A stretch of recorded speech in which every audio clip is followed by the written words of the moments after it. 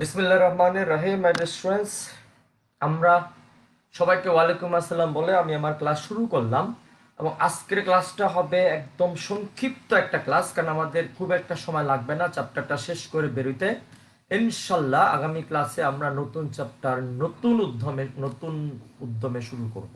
ওকে, লেখো তো। আজ গতকাল আমরা পড়লাম একক চিরের দরুন অপবর্তন, এবং আমাদের অবমের শর্ত ছিল এ সাইন থিটা সমান সমান এন ল্যামডা। আমাদের চরমের শর্ত ছিল twice n plus one lambda by two, তাই না? এবং আমরা দুইটা উদ্দীপক করলাম, অঙ্ক করলাম, কোনো সমস্যা নাই, আমরা পারছি। এবং তোমাদেরকে আমি বলেছিলাম যদি পর্দায় সর্বোচ্চ সংখ্যক চরম চাই, সর্বোচ্চ সংখ্যক অবম চাই, তাহলে অবশ্যই অবশ্যই অবশ্যই আমাকে ধরে নিতে হবে থিটার মানটা হচ্ছে 90 ডিগ্রি। থিটার মানটা 90 ডিগ্রি, কারণ সাইন থিটা সমানুপাতিক এন। সাইন থিটা সমানুপাতিক এন মানে হইল যে সাইন থিটার মান যত বেশি হবে, ক্রমসংখ্যা তত বেশি হবে। ওকে, এবার আজকে আমরা খুবই দ্রুত, খুব একটা ঝামেলার মধ্যে আজকে যাচ্ছি না, আমরা খুবই দ্রুত আমরা 2-3টা ম্যাথ করে দিয়ে চলে যাবো এই চ্যাপ্টার থেকে। লেখো, তার আগে আমরা দুইটা সংজ্ঞা শিখবো। লেখো, অপবর্তন গ্রেটিং কাকে বলে? অপবর্তন গ্রেটিং কাকে বলে? তারপর একসাথে লিখবা গ্রেটিং ধ্রুবক কাকে বলে। সবাই একটু লেখো, অপবর্তন গ্রেটিং কাকে বলে? অপবর্তন গ্রেটিং কাকে বলে আমরা লিখতে পারছি। তারপর একসাথে লিখবো আমরা গ্রেটিং ধ্রুবক কাকে বলে। লিখছি। এবং তোমাদেরকে এই চ্যাপ্টারের এই চির নিয়া কথা বলতে গিয়া তখন আমি বলেছিলাম, চির নিয়া কথা বলতে গিয়া বলেছিলাম, কি বলেছিলাম বলো? যে আমাদের বায়োলজি ল্যাবে কাচের স্লাইড আছে, সেখানে আমরা দাগ দেই, যে জায়গাটা দাগ দিলাম ওই জায়গাটা অস্বচ্ছ হয়ে গেল, পাশাপাশি দুইটা দাগ, মাঝখানে একটা স্বচ্ছ জায়গা। এবং এটাও বলেছিলাম যে এমনও হইতে পারে প্রতি সেন্টিমিটারে 6,000 দাগ থাকতে পারে, 8,000 দাগ থাকতে পারে, 10,000 দাগ থাকতে পারে। তুমি হয়তো চিন্তা করে মানে পুলকিত হয়েছিল, আল্লাহ, প্রতি সেন্টিমিটারে 6,000 দাগ। তারপরও বলেছিলাম দুই দাগের মাঝখানে স্বচ্ছ জায়গা থাকবে, এবং আলো এত স্লিম এত স্লিম এত স্লিম, যাকে বলা হয় সুপার স্লিম, সেই দুই দাগের মাঝখান দিয়ে আলো ফ্রুত করে চলে যাবে বলেছিলাম আমরা। তাহলে ওই রকম একটা প্লেটকে আমরা বলবো যেখানে অনেকগুলা দাগ আছে, তার মানে অনেকগুলা চির আছে, ওরকম একটা প্লেটকে আমরা বলি হচ্ছে অপবর্তন গ্রেটিং। কেমন? ওরকম একটা প্লেটকে আমরা বলি হচ্ছে অপবর্তন গ্রেটিং। মনে করো এটাই সেই বায়োলজি ল্যাবের কাচের স্লাইড। এই যে দিচ্ছাম, এই যে দিচ্ছাম, অনেকগুলা দাগ দিচ্ছি, টিচন টিচন টিচন করে দাগ দিচ্ছি, অনেকগুলা দাগ। এবং তোমরা আমাকে ভালো করে বুঝে শুনে বলবা, আমি আর যেতে চাই না, এটা বুঝতে পেলাম। যো, এই যে অনেকগুলা দাগ আছে, তাহলে দুই যেখানে দাগ দিলাম ওই জায়গাটা অস্বচ্ছ হলো, বা দুই দাগের মাঝখানে জায়গাটুকু স্বচ্ছ স্বচ্ছ স্বচ্ছ, এই জায়গাটুকুকে চির বলে। এবং আদৌ কি দাগগুলো এত দূরে দূরে থাকবে? ওরে বাজার না, একটু জায়গার মধ্যে থাকবে হলো 6,000 দাগ। আল্লাহ গো, 7,000 8,000 দাগ একটু জায়গার মধ্যে, ডিচাম ডিচাম, হ্যাঁ ইকরা। তার মানে আসলে কি দাগগুলো এত দূরে দূরে থাকবে না? এবং আমি তোমার কাছে বলতে চাচ্ছি বাজার, এই যে এরকম অনেকগুলা চির আছে, আবার অনেকগুলা দাগ আছে, তাহলে এই পুরা প্লেটটাকে আমরা বলবো হচ্ছে অপবর্তন গ্রেটিং। গ্রেটিং বলা হয়, বানানটা হচ্ছে গ্রেটিং। অপবর্তন গ্রেটিং বলা হয়। গ্রেটিং মানে সাকনির মতো, যে সাকনি যেটাকে বলা হয়, সাকনি বা যে এই যে চায়ের সাকনি ইউজ করে না, ওগুলা গ্রেটিং বলা হয়। আচ্ছা, এবার তোমরা আমাকে বলো তাহলে অপবর্তন গ্রেটিং এর সংজ্ঞাটা কি হবে? লেখো, পাশাপাশি অবস্থিত অনেকগুলো, পাশাপাশি অবস্থিত অনেকগুলো সমপ্রস্থ সম্পন্ন চিরের পাতকে অপবর্তন গ্রেটিং বলে। পাশাপাশি অবস্থিত অনেকগুলো সমপ্রস্থ সম্পন্ন চিরের পাতকে অপবর্তন গ্রেটিং বলে। সুন্দর মতো খাতার মধ্যে লিখে ফেলবা, পাশাপাশি অবস্থিত, ওই যে চিরগুলা পাশাপাশি পাশাপাশি, এবং তারা হবে সমপ্রস্থ সম্পন্ন। তাহলে অনেকগুলা চিরের যে প্লেট, সেই প্লেটটাকে আমরা বলি হচ্ছে অপবর্তন গ্রেটিং। পাশাপাশি অবস্থিত অনেকগুলো সমপ্রস্থ সম্পন্ন চিরের পাতকে অপবর্তন গ্রেটিং বলে। আমি আশা করতে পারি সংজ্ঞা আমরা সবাই লিখতে পারছি। তাকে কি বলে ঝটপট বলো তো? অপবর্তন গ্রেটিং বলে। গেল। তাহলে অপবর্তন গ্রেটিং কাকে বলে জেনে গেলাম। অনেকগুলা চির থাকবে, আর অনেকগুলা চির মানে কি মাঝখানে অনেকগুলা দাগও থাকবে। তাহলে কি হয়? দুই দাগের মাঝখানে একটা চির, দুই চিরের মাঝখানে একটা দাগ, এগুলো আমরা জানি। এরপরের সংজ্ঞাটা বলছে গ্রেটিং ধ্রুবক। এরপরের সংজ্ঞাটা বলছে গ্রেটিং ধ্রুবক। আমি একটু বড় করে, অনেক বড় করে ছবি আঁকবো এখন, অনেক বড় করে, কিছু মনে করো না, মেলা বড় করে একটা ছবি আঁকতে যাচ্ছি। এই যে এটা হচ্ছে দাগ, মাঝখানের এটা হচ্ছে মনে করো একটা দাগ, এটা হচ্ছে একটা কি বলতো দাগ, আর এইটা একটা চির, এইটা একটা চির। ও বাজান না, আমাদের এখানে স্পিড ঠিক আছে নুসরাত, নুসরাত আমাদের, হ্যাঁ ডিসেম্বরে শেষ হবে মানে কি দিশা আলবত হবে, ডিসেম্বর ইনশাল্লাহ শেষ হবে, গ্যারান্টি তোমাকে না। আচ্ছা এবার তোমরা আমাকে একটু ঝটপট বলো তো, এ হলো একটা চিরের শুরু, বি হলো আরেকটা চিরের শুরু, এইটা চির, এটা দাগ, এটা আবার চির, চির দাগ চির। আমরা ছবিটা, হ্যাঁ এই যে ব্যতিচার এবং অপবর্তনের মধ্যে মৌলিক পার্থক্য হলো বায়েজিদ শিশির ব্যতিচার হয় কিন্তু নরমালি আলো সরল রেখা বরাবর যাওয়ার ফলে, আর অপবর্তন হয় কিন্তু আলো বেঁকে যাওয়ার ফলে। ঠিক আছে? তাহলে তোমরা আমাকে বলো তো, এ হলো একটা চিরের শুরু, খেয়াল করো, বি হলো আরেকটা চিরের শুরু। তাহলে এবার গ্রেটিং ধ্রুবকের সংজ্ঞাটা লেখো। গ্রেটিং ধ্রুবক সংজ্ঞাটা হলো একটা চিরের শুরু থেকে আরেকটা চিরের শুরু পর্যন্ত দূরত্বকে গ্রেটিং ধ্রুবক বলে। আমি তোমাদেরকে কথা দিলাম ডিসেম্বরে আমাদের সিলেবাস শেষ হবেই হবে ইনশাল্লাহ। লেখো, একটা চিরের শুরু থেকে আরেকটা চিরের শুরু পর্যন্ত দূরত্বকে, হ্যাঁ একটা চিরের শুরু থেকে আরেকটা চিরের শুরু পর্যন্ত দূরত্বকে গ্রেটিং ধ্রুবক বলে। আশা করতে পারি তোমাদের মধ্যে সবাই সংজ্ঞাটা লিখতে পারছো। একটি কোন এমনি লিখতে পারো, কোন একটি অপবর্তন গ্রেটিং এ, কোন একটি অপবর্তন গ্রেটিং এ একটি চিরের শুরু থেকে আরেকটি চিরের শুরু পর্যন্ত দূরত্বকে গ্রেটিং ধ্রুবক বলে। একটু তাড়াতাড়ি বাজান, তাড়াতাড়ি। কোন একটি অপবর্তন গ্রেটিং এ একটি চিরের শুরু থেকে আরেকটি চিরের শুরু পর্যন্ত দূরত্বকে গ্রেটিং ধ্রুবক বলে আমরা লিখতে পারছি। কিন্তু তোমার সাথে আমার ছোট্ট কথা আছে, গ্রেটিং ধ্রুবককে আমরা সাধারণত স্মল ডি দ্বারা প্রকাশ করি।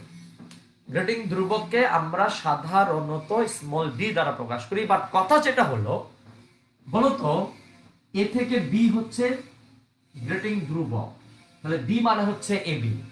কিন্তু আমি তোমার কাছে শুনতে চাই, এ থেকে বি এর মধ্যে একটা চির পুরো আছে আর একটা দাগ পুরো আছে।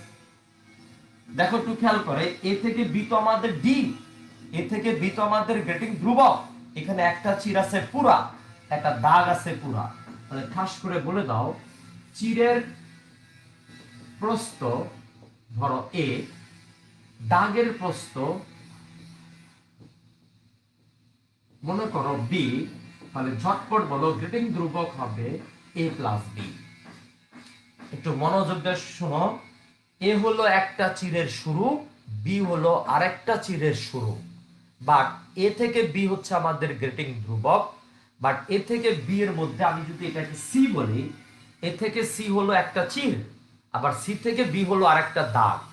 তাহলে ডি এর মধ্যে কে কে আছে? এই ডি দূরত্বের মধ্যে আছে হলো একটা চির পুরা, একটা দাগ পুরা। আমি ধরলাম চিরের প্রস্থ এ, দাগের প্রস্থ বি, তাহলে গ্রেটিং ধ্রুবক সমান সমান কত বলতো? A plus B. A plus B পোলারাইজেশনের মুস্তাফিজুর রহমান, পোলারাইজেশন শুধুমাত্র সংজ্ঞাটা লাগবে, আর কিচ্ছু লাগবে না। বই তো অনেক হাবি যাবি দেওয়া আছে, মেলাস পুলাস দেওয়া আছে, শুধু সংজ্ঞাটা লাগবে আমাদের সিলেবাসে তাই।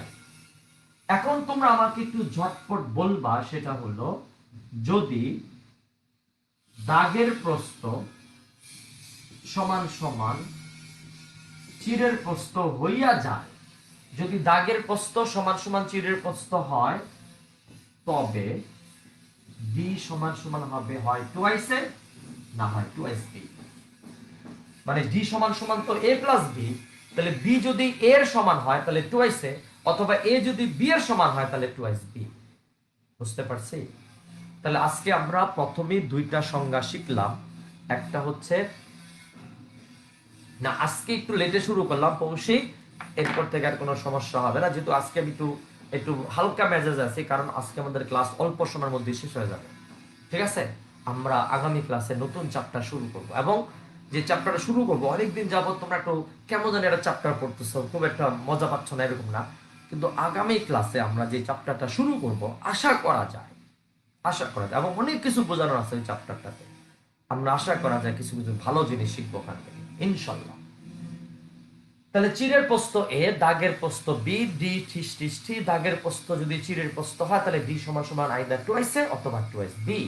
বাট আমি তোমার কাছে শুনতে চাচ্ছি বাজার। তাহলে আজকে আমরা শিখলাম অপবর্তন গ্রেটিং কাকে বলে, আজকে আমি শিখলাম গ্রেটিং ধ্রুবক কাকে বলে, কিন্তু একটু বাকি আছে, এখনো একটু বাকি আছে। এখন তোমার কাছে আমার প্রশ্ন, বলো তো এই ডি দৈর্ঘ্যের মধ্যে দাগ আছে কয়টা?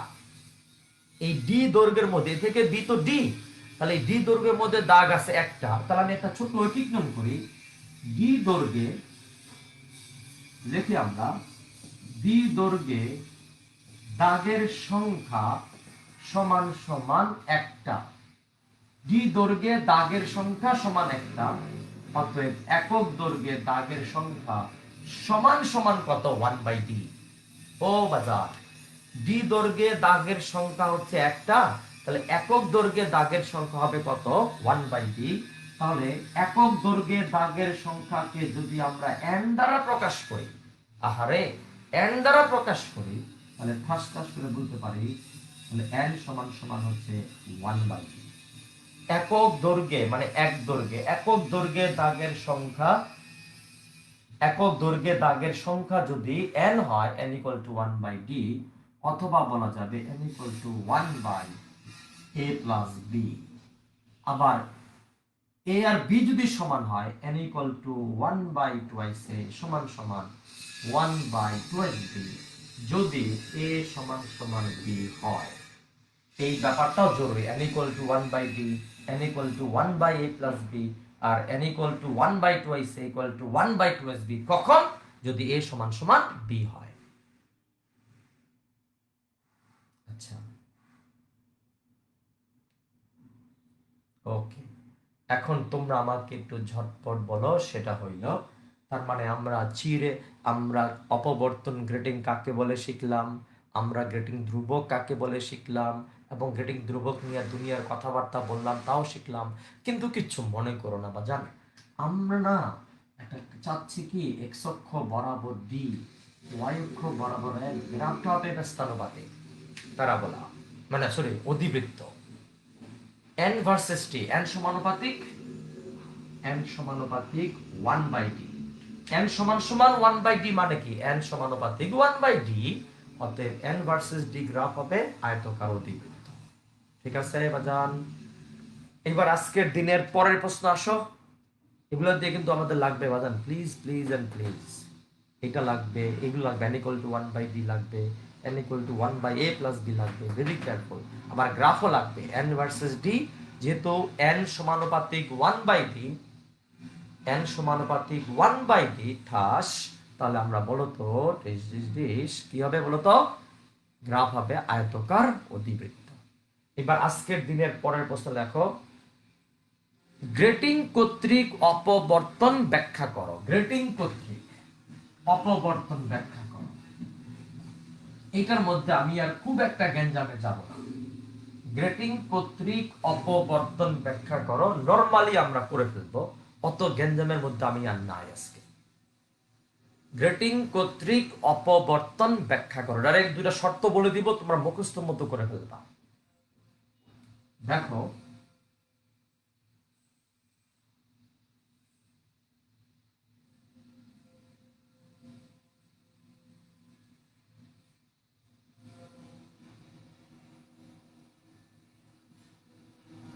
দেখো তো একটু সবাই খেয়াল করে, আমরা যাচ্ছি এখন গ্রেটিং কর্তৃক অপবর্তনের ব্যাখ্যায়।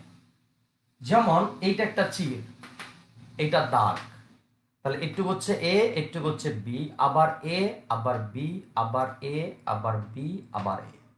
চির দাগ, চির দাগ, চির দাগ, চির, এরকম। ইয়েস। এখন এখানে একটা লেন্স আছে, লেন্সটা কি বাঁকা করে দিলাম? যাও, কিছু মনে করো না, লেন্সটাকে আমি একটু বাঁকাই করে দিলাম, কিছু মনে করো না। এখান থেকে একটা আলোক রশ্মি বেঁকে গেল, এখান থেকে বেঁকে গেল, এই যে মাঝখানে কোনটা থিটা, আরে এই আবার গেঞ্জাম লাগা শুরু হয়ে গেল। মাঝখানে কোনটা থিটা, আবার যাবে মাঝখানে কোনটা থিটা, এই যে থিটা, এই যে থিটা, এই যে থিটা, এই যে থিটা, ডিসম, এই যে বেঁকে গেল, মাঝখানে কোনটা থিটা। এরকম অনেকগুলো আলোক রশ্মি লেন্সে আপতিত হলো এবং প্রতিসরণের পর তারা পরস্পর পরস্পর পরস্পর পি বিন্দুতে মিলিত হলো। আর কিছু কিন্তু ও বিন্দুতে মিলিত হবে ডাইরেক্ট, ও তার বললাম না, ও তো হবে কেন্দ্রীয় চরম। এই রশ্মিগুলা পরস্পর কোথায় মিলিত হলো? পিতে মিলিত হইল। এখন আমি আর অত গেঞ্জামের মধ্যে নাই আজকে বাজান, কোনো গেঞ্জামের মধ্যে আমি আর নাই।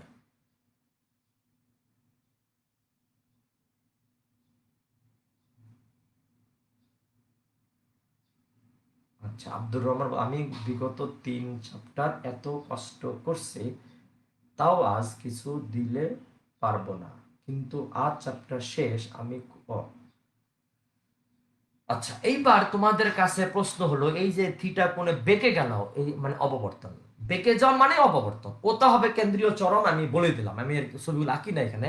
বাট পিতে উজ্জ্বল হবে না অবম হবে, অন্ধকার হবে না চরম, মানে মানে উজ্জ্বল হবে, চরম না অবম, এটা নিয়ে আমরা বলি। এবার ডাইরেক্ট লিখবো আমরা চরমের শর্ত, কোনো কথা নাই।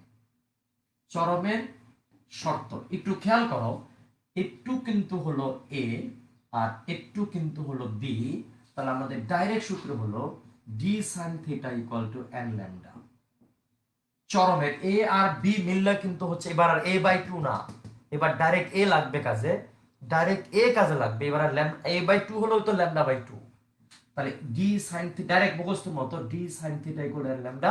এটা হচ্ছে অপবর্তন গ্রেটিং এর জন্য, গ্রেটিং কর্তৃক অপবর্তনের জন্য চরমের শর্ত, D sine theta equal to N lambda. আর অবমের শর্ত, এটা একক চিরের, ওই যে দ্বিচিরের জন্য ইয়ং এর পরীক্ষার দ্বিচির পরীক্ষা অবমের শর্ত হবে ডি সাইন থিটা সমান সমান twice N minus one lambda by two. আমাদের ইয়ং এর দ্বিচির পরীক্ষার জন্য আমাদের শর্তগুলা যেমন ছিল, ওখানে দুইটা চির ছিল না, এখানে তো চির একটা আছে, আরেকটা চির আছে এখানে, একটা চির আরেকটা চির, দ্যাট ইজ ওয়াই ওই শর্তটা এখানে কাজে লাগবে। তাহলে D sine theta equal to N lambda, আর এটা হলো D sine theta equal to twice N minus one lambda by two. D sine theta, theta হচ্ছে এই কোনটা, থিটা থিটা থিটা থিটা। আমি যদি আবার এখানে লম্ব টানো, কি আসবে, কি কাহিনী আবার আসবে, এই লম্ব টানো, এই যে এটা, এটা হবে সিএম পথ পার্থক্য, এই যে সিএমটা হবে পথ পার্থক্য, এটা হচ্ছে এ প্লাস বি, অতিভুজ হবে এ প্লাস বি, এটা হবে পথ পার্থক্য, হবে d sine theta equal to হবে এন ল্যামডা। আমি আর এগুলা দেখাইতে চাইলাম না, সেটা হলো D sine theta n lambda হলো চরমের শর্ত, আর d sine theta equal to হবে twice N minus one lambda by two হলো অবমের শর্ত। ডি এর জায়গায় আমরা কি লিখতে পারি বলো? a plus b sine theta equal to N lambda, a plus b sine theta সমান সমান twice N minus one lambda by two. অথবা আর কি লিখতে পারি? সাইন থিটা ভাগ বড় হাতের এন, ওই যে বেটা ডি মানে তো one by n, n lambda, এখানে লিখতে পারি সাইন থিটা ভাগ বড় হাতের n twice N minus one, এইটাও হতে পারে। অথবা অতএব sin theta equal to n n lambda sin theta equal to twice n minus 1 দেখা যায় না না দেখা তো যেতেই হবে okay twice n minus 1 lambda n by 2। তাহলে খেয়াল করে দেখো তো এই তিনটা হলো অবম আর এই তিনটা হলো চরম। না না না না সরি এইটা একটা দুইটা তিনটা চারটা হলো চরম আর একটা দুইটা তিনটা চারটা হলো অবমের জন্য। সবাই খাতার মধ্যে একটু তাড়াতাড়ি তুলে নাও। হ্যাঁ উল্টা আমি দিশা আমি বলে দেই, এখানে যে শর্তগুলা কাজে লাগলো গতকাল ছিল একটা চির, এই জন্য উল্টা গেছে। বাট এইবার তো হচ্ছে এ একটা চির তার নিচে আর একটা চির আছে, কিন্তু মানে আগের বার ছিল গতকাল না, এটা টুয়াইস এন মাইনাস 1 হবে বাইজিদ শিশির, আলবত it is twice N minus 1। হ্যাঁ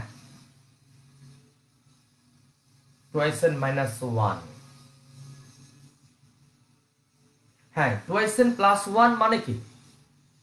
আরিয়া টুয়াইস এন প্লাস 1 মানে হচ্ছে ওখানে আমার n এর মান 1 ধরে 3/2 আসবে।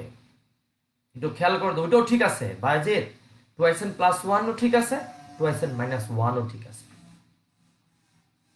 টুয়াইস এন প্লাস 1 হবে হলো একক চিরের দরুন অপবর্তন পরীক্ষায়, আর টুয়াইস এন মাইনাস 1 হবে ইয়ং এর দ্বিচির পরীক্ষায় বা গ্রেটিং কর্তৃক অপবর্তনের বেলা।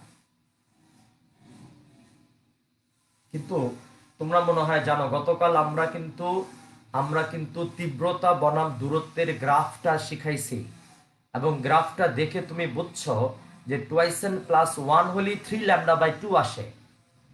গতকালের গ্রাফটা খেয়াল করলেই বুঝতে পারবা twice n plus 1 lambda by 2 কতটা যৌক্তিক।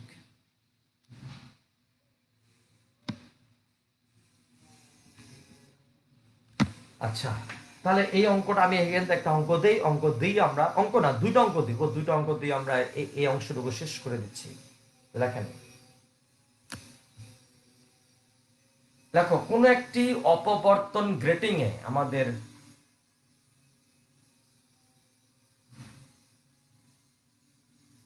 পরের অঙ্ক, কোন আমরা কি বলবো এখন,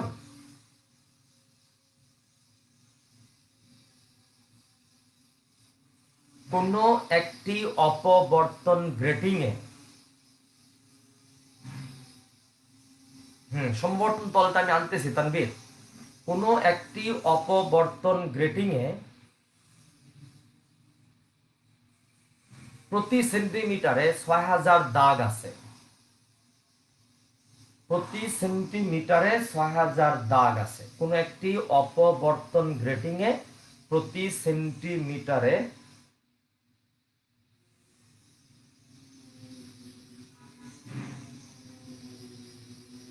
আচ্ছা একটু ওয়েট করলাম, তাড়াতাড়ি করো বাজান।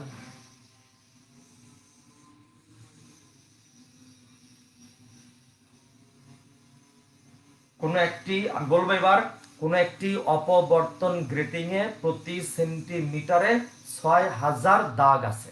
আমরা লিখতে পারছি 6000 দাগ আছে।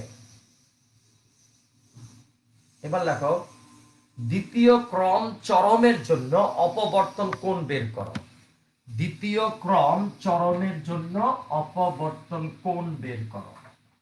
আচ্ছা প্রতি সেন্টিমিটারে 6000 দাগ মানে কি, n ইকুয়াল টু 6000 পার সেন্টিমিটার। আচ্ছা আর আরেকটু কথা আছে, কি বললাম আমি, দ্বিতীয় ক্রম চরমের জন্য অপবর্তন কোণ বের করো, কিন্তু ল্যামডার মান দিতে হবে তো। আর ব্র্যাকেট লেখো lambda equal to 6000 angstrom, lambda equal to 6000 angstrom. মানে দ্বিতীয় ক্রম চরম মানে একটু জায়গা রাখো এখানে, n ইকুয়াল টু 2 আর ল্যামডা হচ্ছে 6000 অ্যাংস্ট্রম মানে কি 6000 10 টু দি পাওয়ার -10। আমার কাছে অপবর্তন কোণ চাইলো, কিন্তু তোমরা বলো তো 6000 তো প্রতি সেন্টিমিটারে, তাহলে প্রতি মিটারে কি দাগের সংখ্যা আরো বেশি হবে? দাগের সংখ্যা যদি বেশি হয় তাহলে 6000 into 10 to the power 2 per meter. Formula কি, d sine theta equal to N lambda, চরমের বেলা sine theta equal to sine theta equal to হবে এন এন ল্যামডা, ওই যে ডি ইকুয়াল টু 1/n, অতএব থিটা ইকুয়াল টু হবে sine inverse n n lambda.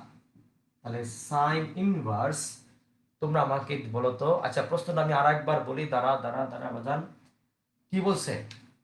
কোন অপবর্তন grating এ, তাড়াতাড়ি করে বাজান, যেমনি হোক এটা শেষ করেই যাব আজকে।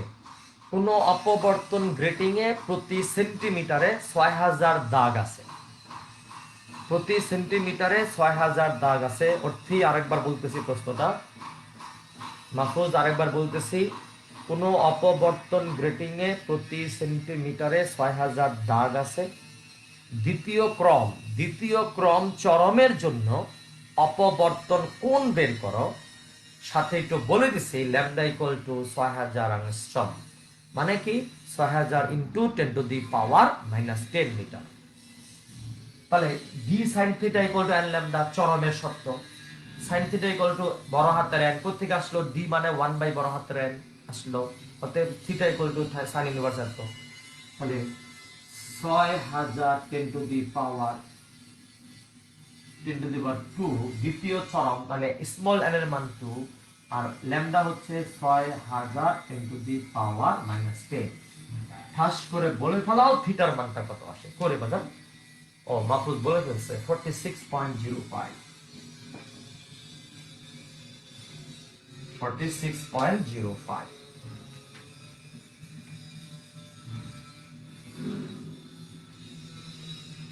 আচ্ছা এইবার লেখো তার পরের প্রশ্ন, একটু তাড়াতাড়ি করো বাজান। থিটার মান আসলো 46.05। এরপর লেখো কোন অপবর্তন গ্রেটিং এ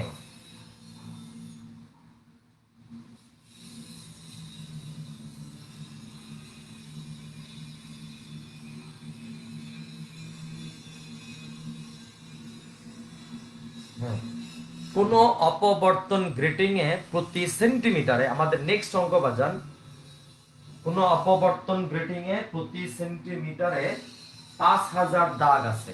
কিন্তু তাড়াতাড়ি করে বাজান। কোন অপবর্তন গ্রেটিং এ প্রতি সেন্টিমিটারে 5000 দাগ আছে, 5000 দাগ আছে। দেখো এরপরে ওই গ্রেটিং এর উপর 6500 আংস্ট্রম তরঙ্গ দৈর্ঘ্যের একবর্ণী আলো, ওই গ্রেটিং এর উপর 6500 আংস্ট্রম তরঙ্গ দৈর্ঘ্যের একবর্ণী আলো, 6500 আংস্ট্রম তরঙ্গ দৈর্ঘ্যের একবর্ণী আলো লম্বভাবে আপতিত হলে,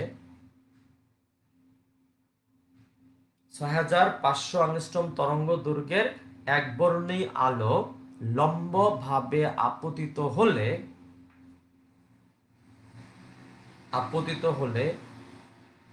প্রথম ক্রম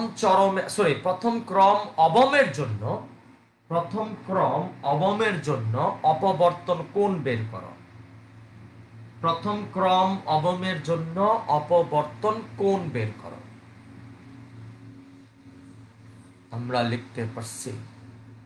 এবার চাইলাম প্রথম ক্রম অবম, তাহলে ঠাস করে বলো তো, বড় হাতের এন হলো 5000 বলছি এবার না, 5000 পার সেন্টিমিটার, মানে কি 5000 ইন্টু 10⁻²² পার মিটার। ল্যামডা কত?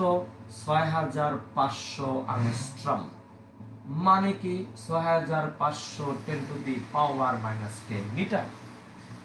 আমরা চাইলাম n equal to 1, কি চাইলাম? থিটা চাইলাম, কিছু মনে করো না। তাহলে d sin theta twice n minus 1 lambda by 2 sin theta equal to twice n minus 1 lambda n by 2। অতএব থিটা সমান সমান একবারে আমাকে বের করে দাও, twice n minus 1 lambda বড় হাতের n by 2। আমাকে কষ্ট করে এখান থেকে থিটার মানটা বের করে দাও তাড়াতাড়ি। 9.35 ইমরান আহমেদ, এটা কি থিটার মান বলতেছ? Twice N minus 1 lambda n by 2।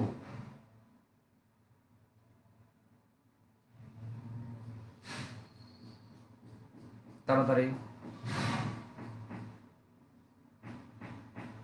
9 ও আচ্ছা, বুঝছি বুঝছি। থিটার মান হবে 9.35 ডিগ্রি। আচ্ছা, এখন পরীক্ষায় যদি বললা বসে যে কেন্দ্রীয় চরমের উভয় পাশে প্রথম ক্রম অবম, অথবা কেন্দ্রীয় চরমের উভয় পাশে প্রথম ক্রম চরম বা দ্বিতীয় ক্রম চরম বা দ্বিতীয় ক্রম অবম, তাহলে কি আমাকে যদি থিটা বের করতে বলে তাহলে কি করব? আমি থিটা বের করে 2 দ্বারা গুণ করে দিব, তাই না? মানে আমি যদি কোনো কারণে তোমাদের কাছে বলতে চাই সেটা হইল যে কেন্দ্রীয় চরমের উভয় পাশে ডি কই গেল কৌশিক, ঘুষি তৎবা নাক ফাটা ফেলবো। ওই ডি মানে তো 1/n কৌশিক, ডি মানে 1/n, এই n দ্বারা গুণ করে দিছে এখানে। এই যে ল্যামডা ছিল না এখানে শুধু, তো ল্যামডা n/2 হলো। কি রে কৌশিক?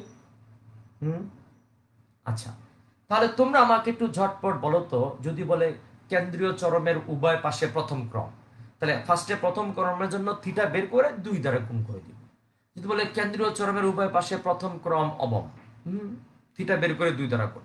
কেন্দ্রীয় চরমের উভয় পাশে দ্বিতীয় ক্রম চরম, থিটা বের করে 2 দ্বারা গুণ। ঠাস ঠাস করে করে ফেলতে পারবো।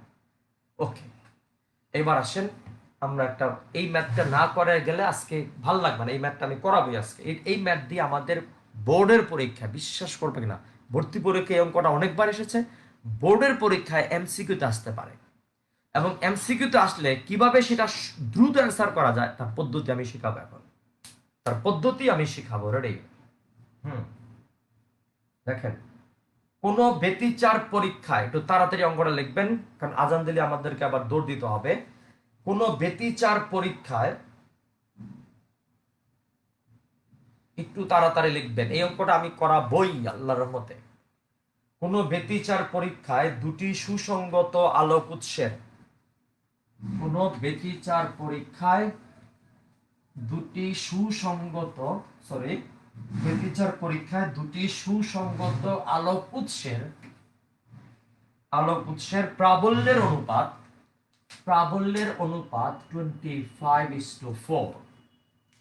কোন, হ্যাঁ সমবর্তনটা আমি আসবো বাইজিদ শিশির। সমবর্তন শুধু সংজ্ঞাটা পড়াবার, তলটা যদি পারি শিখাবো। তল, সমবর্তন তল। কোন ব্যতিচার পরীক্ষায় দুটি সুসংগত আলোক উৎসের প্রাবল্যের অনুপাত 25:4। 25:4 লিখছি আমরা। এরপর লেখো ব্যতিচার সজ্জার চরম বিন্দু এবং অবম বিন্দুর প্রাবল্যের অনুপাত কত? চরম মানে 2টা এ, আর অবম মানে মানে এ প্লাস বি এরকম, আর অবম মানে এ মাইনাস বি।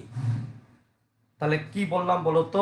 ব্যতিচার সজ্জার চরম বিন্দু এবং অবম বিন্দুর প্রাবল্যের অনুপাত কত? ব্যতিচার সজ্জার চরম বিন্দু এবং অবম বিন্দুর প্রাবল্যের অনুপাত কত? আচ্ছা, চরম বিন্দু মানে দুইটার যোগফল, আর অবম বিন্দু মানে দুইটার বিয়োগফল। তোমাদের কি মনে পড়ে দেখো তো? আর max p plus q vector চ্যাপ্টারে করেছিলাম। আর মিন হবে হলো পি মাইনাস কিউ। এই অঙ্কটা করতে আমাদের সময় লাগবে 3 থেকে 4 মিনিট, কিন্তু এই অঙ্ক যদি এমসিকিউতে আসে আমি 10 সেকেন্ডে অ্যান্সার করতে পারবো। ওয়েট, তাহলে বলছি আমরা আবার জানি, তোমাকে একটু আগে বলে রাখি, পরে আবার গেঞ্জাম লাগাবা। আই সমানুপাতিক এ স্কয়ার। তীব্রতা হলো বিস্তারের বর্গের সমানুপাতিক। তীব্রতা হলো বিস্তারের বর্গের সমানুপাতিক। আচ্ছা, লাস্ট লাইন আরেকবার বলি, আমি প্রথম থেকে আবার বলি, সবাই একটু মনোযোগ দিয়ে শোনো। কোন ব্যতিচার পরীক্ষায় দুটি সুসংগত আলোক উৎসের প্রাবল্যের অনুপাত 25:4।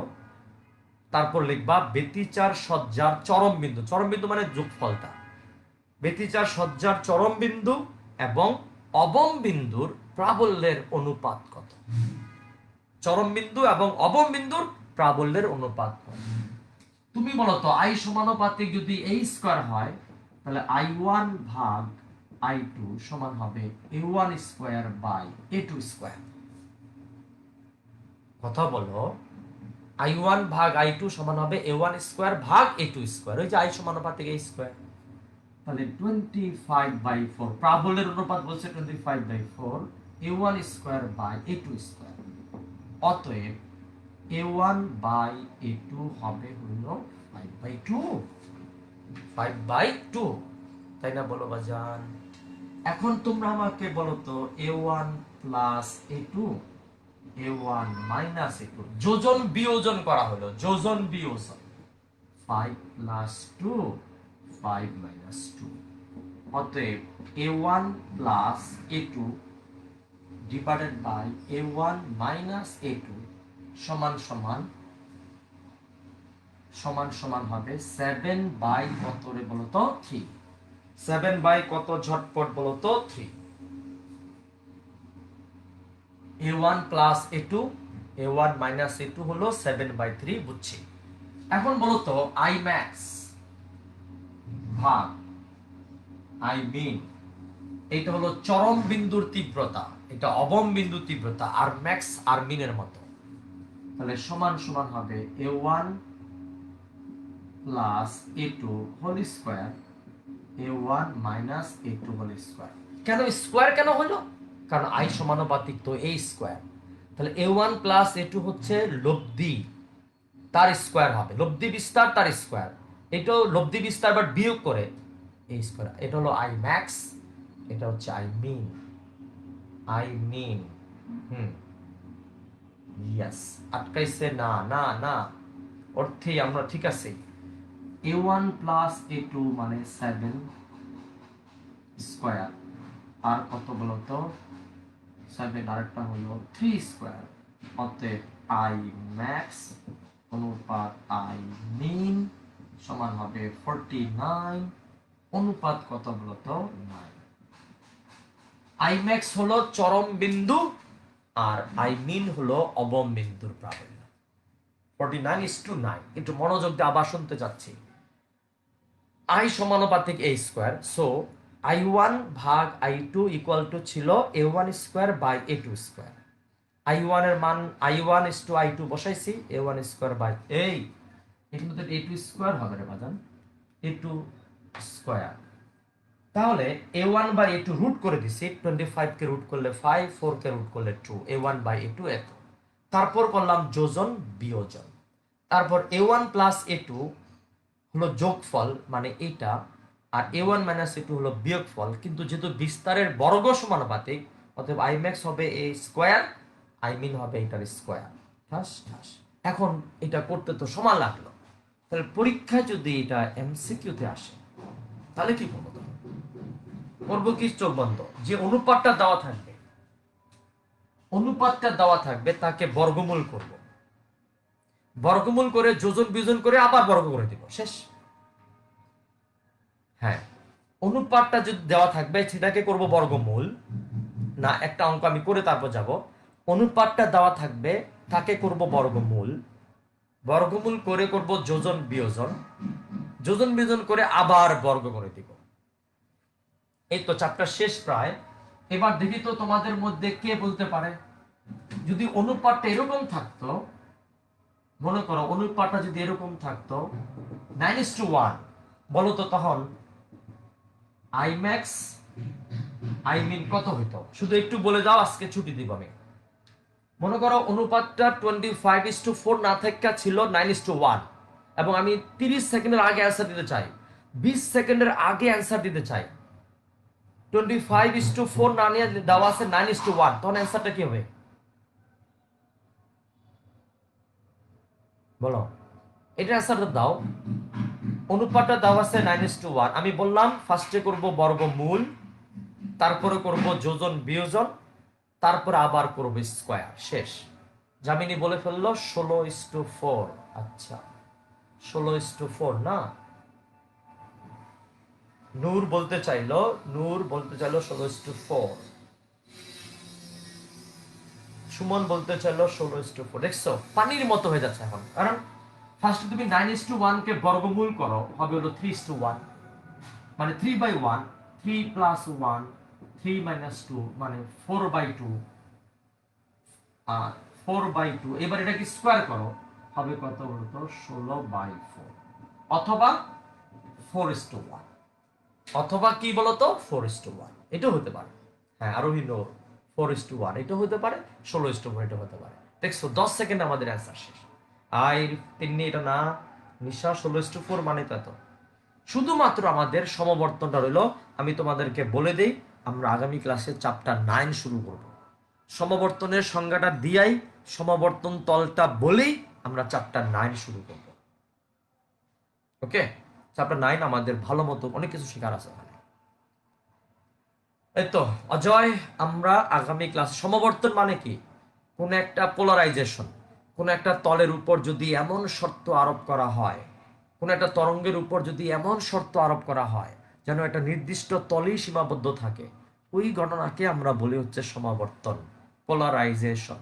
তোমরা প্রায় সময় দেখবা বিভিন্ন টেলিভিশন চ্যানেলগুলার টেস্ট ট্রান্সমিশনের বেলায়, যে টেস্ট ট্রান্সমিশন হয় না, তখন লেখা থাকে পোলারাইজেশন হরিজন্টাল, পোলারাইজেশন ভার্টিক্যাল, ঠিক আছে, এরকম লেখা থাকে। কিন্তু আমরা সেটা আগামী ক্লাসে একটু তলটাকে দেখব, হরিজন্টাল হলে কি হয়, ভার্টিক্যাল হলে কি হয়। বিভিন্ন চ্যানেলে লেখা থাকে গ্যারান্টি যে পোলারাইজেশন হরিজন্টাল, পোলারাইজেশন ভার্টিক্যাল, মানে সমবর্তন আনুভূমিক, সমবর্তন উলম্ব। এর মানেটা কি আমরা আগামী ক্লাসে শিখাবো। ওকে, তো ইনশাল্লাহ আগামী ক্লাসে আমাদের চ্যাপ্টার 9 শুরু হবে, আল্লাহ যদি রহমত করে। এবং এই চ্যাপ্টারে যা যা পড়ানো হয়েছে, কমও পড়াইনি আমরা, একেবারে যে কম পড়াইছি তা না, বিভিন্ন ইয়ারের উদ্দীপক গুলা দেখবা, ঠিক আছে, বিভিন্ন ইয়ারের উদ্দীপক গুলা দেখবা, এই চ্যাপ্টার থেকে কি কি এমসিকিউ আছে দেখবা। প্লিজ, যেহেতু বাসায় বসে আছো, আমি বললাম তোমাকে ইন্টারমিডিয়েট পরীক্ষা কিন্তু তোমাকে দেওয়া লাগবে, মানে তুমি ইন্টারমিডিয়েট পরীক্ষা দিবাই, আবার ভালো জায়গায় চান্সও পাওয়া লাগবে, আবার লেগ পিসও খাওয়া লাগবে, তাই না? ওকে, একদম আগামী ক্লাসের আগেই যেন এই চ্যাপ্টারটা নিয়ে একটু ফয়সালা হয়ে যায়, আগামী ক্লাসের আগেই যেন এই চ্যাপ্টারটার ব্যাপারে ফয়সালা হয়ে যায়। My dear, it is my request to you, request to you. Okay, thank you very much. Allah হাফেজ মাই ডিয়ার, আল্লাহ হাফেজ।